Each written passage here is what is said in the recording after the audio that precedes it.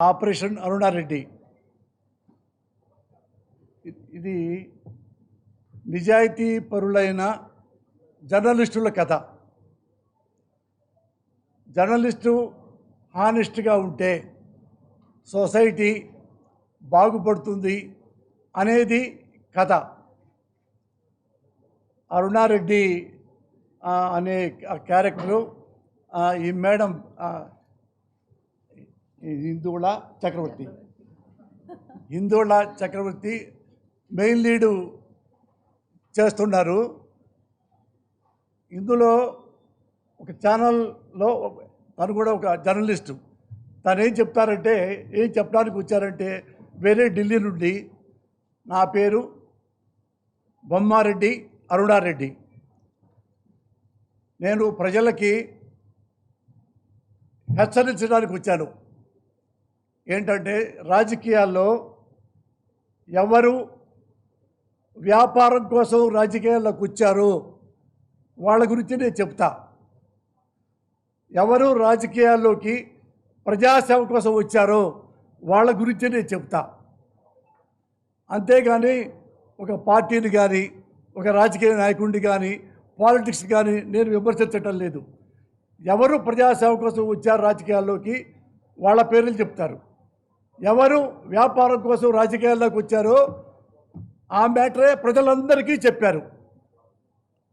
ఆ తర్వాత ఈమె ఇన్స్పిరేషన్తో ప్రజలే జాగ్రత్తగా ఉండి సమాజాన్ని మీరు ఎలా మేలు కలుపుకోవాలో, ఎలా అలర్ట్గా ఉండాలో అలా ఆ చివరిగా చెప్పే కథ ఏమి చెప్పింది అరుణారెడ్డి. అంటే సిన్సియర్ అంటే చాలామందికి నచ్చదు కదా. దొంగ అయినా, అంతకంటే దొంగ అయినా, అంతకంటే ఇంకా లోఫర్ అయినా వాళ్ళకి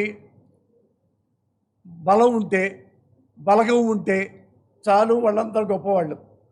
చాలా హానెస్ట్గా మాట్లాడితే, చాలా సిన్సియర్గా మాట్లాడితే, చాలా బోల్డ్గా మాట్లాడితే వాడు దొంగ, వాడు రౌడీ, వాడు సన్నాసి, వాడు సమాజంలో ఉండకూడదు అనేది ఈమె కథ.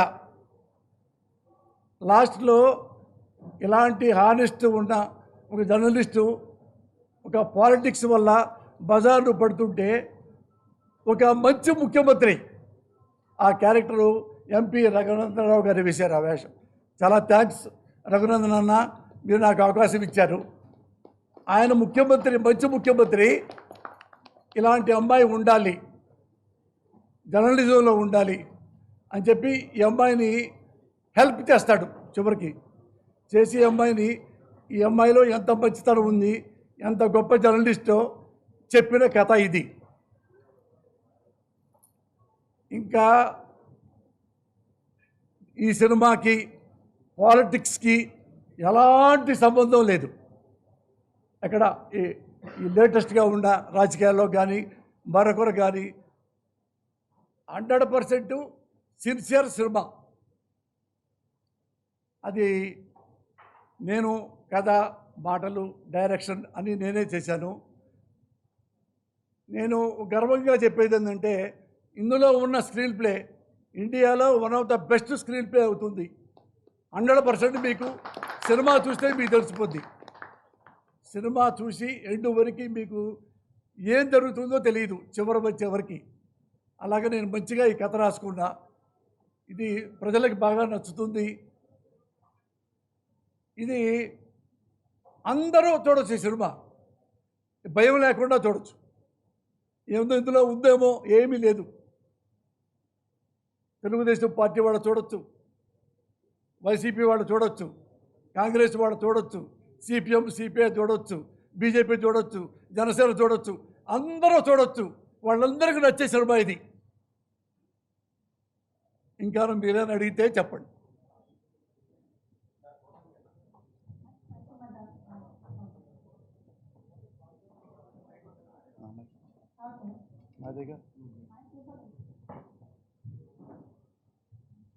ఇందాక మీరు చెప్తూ రాజకీయ పార్టీలు అంటే ఎవరైతే బిజినెస్ చేయడానికి వస్తారో వాళ్ళ గురించి ప్రజాసేవ చేయడానికి వస్తారంటున్నారు. అవి ఇప్పుడు ప్రత్యక్షంగా జరుగుతున్న విషయాలే కదా. ఏదైనా సమాజంలో కనపడ్డ వాళ్ళు, సమాజాన్ని ఇబ్బంది పెట్టే వాళ్ళ గురించి ఎవరైనా చెప్పుకుంటాం కదా. భారతదేశం మొత్తం చెప్పుకుంటాం. పాలిటిక్స్ చిన్న గ్రామం అయినా సరే, ఫలానాతను ఈ సర్పంచి ఈ గ్రామంలో గెలిస్తే బాగా పనిచేస్తారు, చేయకపోతే మళ్ళీ నెక్స్ట్ అడుగుతారు కదా. బాగా చేస్తే పొగుడుతారు కదా, అసలు ఏమి తింటా ఉంటే తెగుడుతారు కదా. అది సమాజంలో ఉంటుంది, రాజకీయాల్లో ఉంటాయి, కుటుంబంలో ఉంటాయి. కుటుంబంలో ఈ అమ్మాయి నా భర్త, నేను భర్తను బాగా చూసుకుంటాను, చూసుకోలేకపోతే భార్య తిడుతుంది, పేకాడతాడు భార్య తిడుతుంది, తాగుతాడు భార్య తిడుతుంది, పిచ్చి పనులు చేస్తాడు భార్య తిడుతుంది కదా. మరి భార్య తిట్టేటప్పుడు మన ఓట్లు వాడు తినేసి, ఓట్లు కాకుండా డబ్బులు కూడా తినేస్తే కొంచెం కూడా ప్రజలు క్వశ్చన్ చేయరా? జర్నలిస్టులు మరీ చేయాలి కదా. వాళ్ళు సొసైటీలో భారతదేశంలో వాళ్ళే one of the best pillar. మరి ఆ పిల్లరే వాళ్ళు క్వశ్చన్ చేయాలి కదా. అలాగే అరుణారెడ్డి గారు క్వశ్చన్ చేశారు. క్వశ్చన్ చేసినందుకు ఏం జరిగిందో మీరు చూస్తే బాగుంటుంది. కానీ ఇప్పుడున్న మీడియా మొత్తం కూడా ఏదో ఒక రాజకీయ పార్టీకి అనుబంధంగా ఉండేసి వాటిని మద్దతుగానే ఉండేటువంటి పరిస్థితి ఉంది కదా సార్ ఇప్పుడు. తప్పేం లేదు సార్, జర్నలిస్టులకి ఓటు హక్కు ఉంది కదా. ఒక్క జర్నలిస్ట్ కాదు కదా సార్, ఆ జర్నలిస్ట్ చేసేది మొత్తం మిగతా వ్యవస్థ మొత్తం కూడా ప్రభావితం అవుతుంది కదా సార్. అది తెలుగు కాదు, రాష్ట్రాల్లో ముఖ్యంగా చెప్పాలంటే ఒక్కొక్క రాజకీయ పార్టీకి ఒక్కొక్క మీడియా ఛానల్ ఉంది, మీడియా ఉంది. ప్రత్యక్షంగా సపోర్ట్ ఇస్తారు, పరోక్షంగా సపోర్ట్ ఇస్తారు. మొత్తం ఆ మీడియా ఒక్కొక్క రాజకీయ వ్యవస్థగా విడిపోయిన పరిస్థితి మన తెలుగు రాష్ట్రాల్లో ఉంది. ఉంది. ఇప్పుడు మనం ఒక ఎగ్జాంపుల్ చెప్తా. రిపబ్లిక్ టీవీ ఉంది.